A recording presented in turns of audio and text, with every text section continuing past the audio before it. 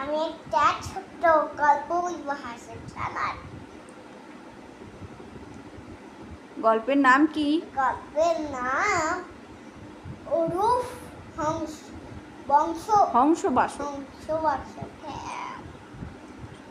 একদিন সুন্দর সকালবেলা মা হাঁস তার বাসায় 5টি ডিম পারল, কিন্তু সে দেখলো বাকি ডিমগুলোর মধ্যে একটি ডিম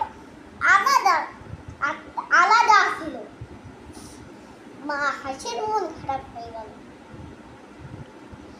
আর একদিন সুন্দর সকালবেলা ওই 4টি ডিম ফুটে দিতে ছোট ছোট 4টি বাচ্চা বের হলো।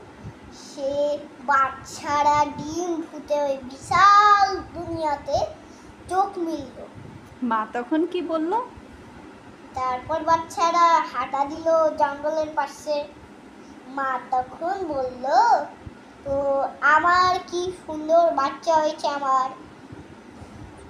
তারপর সে গুনল, আমি কত ভাগ্য বুঝি। তারপর সে গুনল 1 2 3 4। তারপর সে দেখলো তার 4টি ছানা কেন।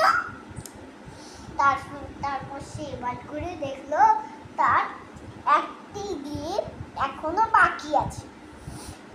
তারপর সে ডিমটাতে বসে কিছুক্ষণ সময় টান দিতে শুরু করলো। তারপর মা হাঁস বলল, এই ডিমটা থেকে খুব ভালো বাচ্চা বের হবে বাকিদের থেকে। তারপর একদিন সুন্দর সকালবেলা ওই ডিমটি ফুটে তুষার রঙের হাঁসছানা বেরিয়ে এসলো। কিন্তু ওই হাঁসছানাটা তাদের বাকি ভাই বোনের থেকে আলাদা ছিল।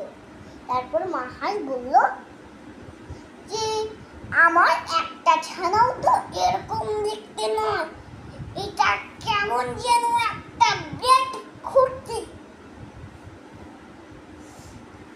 মা হাঁসের মন খারাপ হয়ে গেল।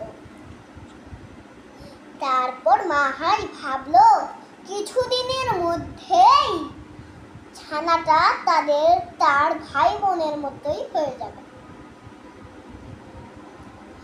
তারপর ছানাটা এই কথা শুনে খুব দুঃখ পেত। তার ভাই বোনেরা তার সাথে খেলতেও না, কোনো কাজ করতেও না। ছানাটা এই শুনে কষ্ট পেত খুব। আর ছানাটা একদিন নদীর পাশে তার মুখ তাকালো আর দেখলো তার পুঁথি ছবি নদীতে দেখতে পেল।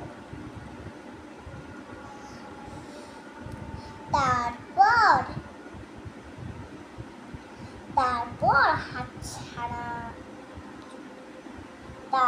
হাতছানাতে খুব দুঃখ পেল। একদিন হাতছানাটা কেন দুঃখ পেল?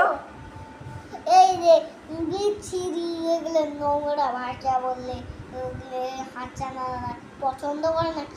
কে বিচ্ছিরি বলছে? আর ভাই বোনেরা তাকে বিচ্ছিরি বলে তো। ও আচ্ছা, বিচ্ছিরি অদ্ভুত এসব বলে। তারপর ছানাটা একদিন ভাবলো যে তার পরিবার ছেড়ে সে অন্য কোথাও দূর জঙ্গলে চলে যাবে। তারপর ছানাটা দুরন্ত জঙ্গলে হাঁটা দিল। তারপর সে হাঁটতে হাঁটতে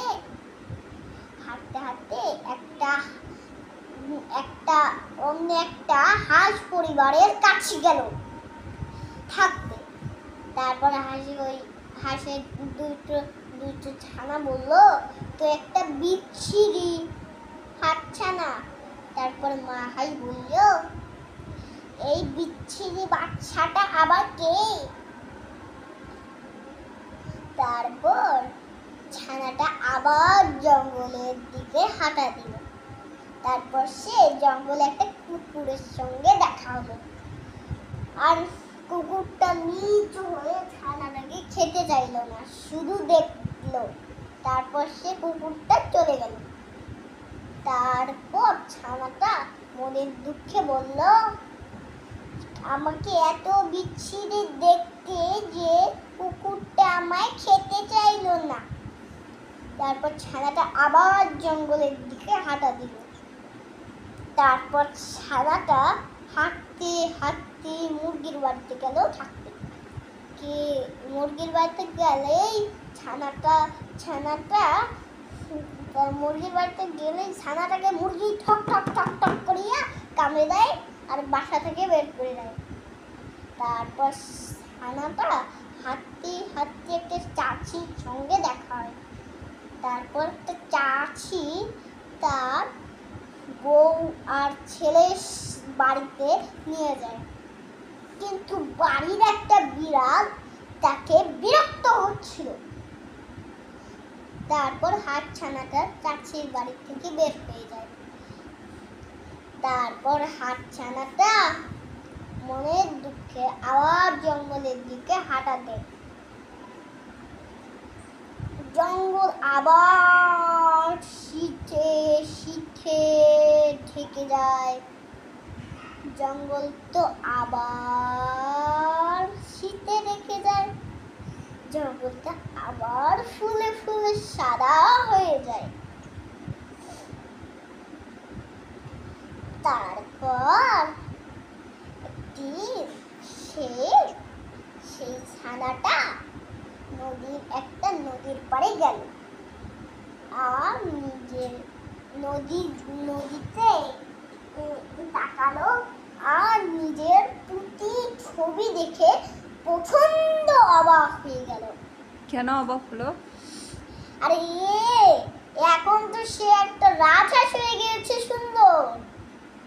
সেটা এখন বিচ্ছিরি নেই, সে একটা বিশাল বড় রাজহাঁস হয়ে গিয়েছিল। তারপর ছানাটা ভাবলো, আমি যে একদিনও বিচ্ছিরি ছিলাম, আচ্ছা আমি যে এখন রাজহাঁস হয়ে গিয়েছি, আগে তো আমার মনে ছিল না। আর ওরা হলো একটা পাখি হাঁস। তারপর হাঁসের পার্থক্যটা এটাই না আব্বু, হ্যাঁ। যে আমি দেখতে রাজহাঁস আর ওরা ছিল পাতিহাঁস, এই জন্যই আমি বিশ্রী দেখতে ছিলাম। তারপর রাজহাঁসের ছানাটা ওখানেই ওই রাজহাঁসকে বিয়ে করে কোথায় দেখতে পায়? ওই যে ওই নদীর ধারে একটা সুন্দর রাজহাঁসকে সাঁতার কাটতে দেখে না, ওই সুন্দর রাজহাঁসের সাথে বিয়ে সে করে। দেখে পছন্দ হয়ে যায়। সে প্রচন্ড পছন্দ হয় তার। তারপরে সেই রাজহাঁসের সাথে সে বিয়ে করে সুখে শান্তিতে ওখানেই থাকতে লাগে।